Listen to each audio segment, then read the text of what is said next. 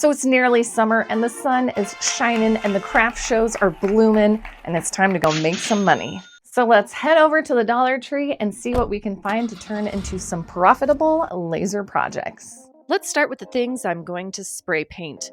I'll need an Ocean Breeze teal and a plain glossy white, which is cat approved, of course. First, I need to take the string and tag off this galvanized cloud and give it a bit of a cleaning with a window cleaner. I need to take the tag off the helm or boat steering wheel also. Now they're ready to paint. One light coat is enough for both pieces, and I painted both sides of each as well. All right, let's do the cloud craft first. While it was drying, I put together this fun floral design. I used some honeycomb bed pins to hold it in place and lightly etched out the design. All we're doing is taking away the paint to show the metal color underneath. Super easy. I'm going to turn this into a little shelf. So I also have to cut out some sparkly glitter acrylic. One thin piece as a support, and then the one shelf piece. I'll have all of the designs you see made here today on my website, or if you are a certain paid tier on my Patreon, you'll be able to download these for free, but otherwise they're just a couple of bucks. So if you'd like to support yourself selling some really cool dollar store items and support this channel at the same time, then check out all the info below.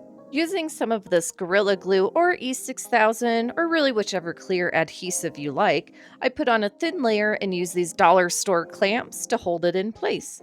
I use some of the same glue for the shelf and utilize this cup to hold it in place while it all dries. I have had some lunch and I have had some dry time, and now it's on there pretty good. I got out some of this yarn, which I'm pretty sure I got from the Dollar Tree a little while ago, and I thread it through all the holes that I had put in the shelf and that was already in the cloud, just to see how it looks. It's pretty cute, but I wanted to hang it without something stretching like the string, so I switched that out for some chain, which all of this is completely optional. Ribbon would probably be super cute too. Now for a really quick one that you can charge a good amount for.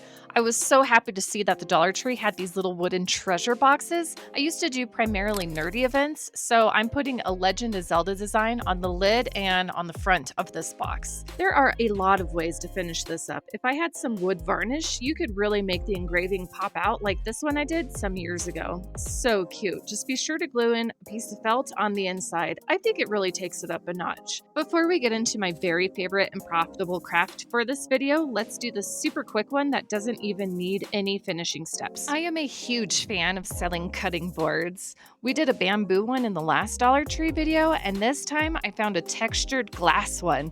The bottom side is smooth, so I made a cute design and reversed the image. It's really just as easy as engraving it, and then you are done. If there are little sharp bits that poke out of the engraving, I like to wipe those away with a cloth. Easy enough. I kept the little rubber feet on there, so one did accidentally get engraved a little bit, but that can be easily replaced. Depending on the size of your design, you can take these little adhesive nubs off before it goes in your laser. Next up, we've got my favorite design today, the captain's wheel decoration. If you're wondering why I'd buy a piece of wood like this when we could just laser it out, you've got to remember this was only $1.25. If you're making a lot of things for like a craft show, time optimization is key. To make this piece really stand out, I'm going to engrave little anchors onto this helm. Since it is a bit big, I'm using super fast settings for my specific laser program to save on time. There are just a few elements we're going to add. Using solid walnut wood, I cut out the word ahoy, and in some other scrap wood, I also cut out some little circles and an anchor. The circles will make sense soon.